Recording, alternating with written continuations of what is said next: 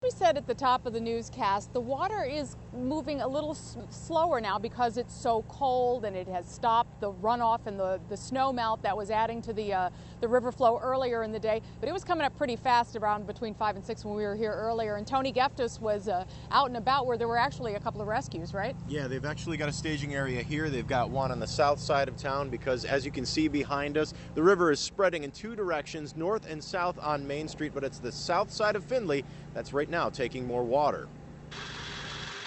On Lincoln Street, emergency crews are set up at the YMCA and ready for rescues in a boat. My guys are headed down there to Family Video. We got another occupant in a car off of Morris Street. Firefighters from Liberty Township are in Findlay, helping those in the city stay safe from rising floodwaters.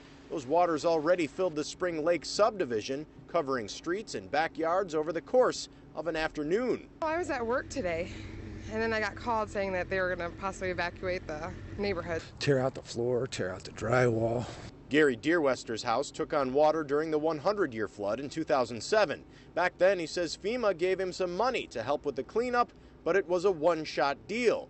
This time, another round of rising murky water damaged his house yet again. I didn't have flood insurance that time.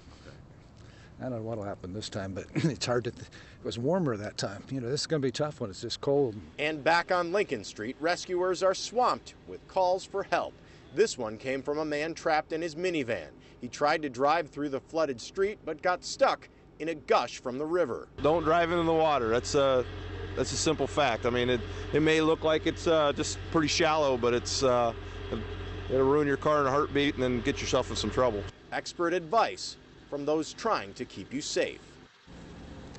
Travel across Findlay tonight has been tricky because of all the sudden, isolated flooding that we've seen all across town. And what we're seeing here on Main Street, Diane, is they've got the sandbags lined up all the way to center on the north side of the river, and then on the south side, there's sandbags all the way lined up, including the headquarters of Marathon Oil. So they're just anticipating a big flood down here. They don't know how far it's going to go, though. You mentioned in 2007 where we're standing was underwater. Yes. So hopefully it won't get that bad, but they're ready just in case, right? Right. Everybody, you can't take any chances because they've been through it. They know how damaging it can be, and they're just waiting for the worst, really. Okay, all right, that's all you can do. Wait. Thanks, Tony, very much. And again, as I said, we checked at about 10:30, and the flood stage right now is 14.65, or actually the river level 14.65. Flood stage is 11, so well past flood stage. Looking at cresting just under 17.5 feet. The anticipation is that'll occur sometime in the middle of the night. It could occur later if it really slows down because of the cold.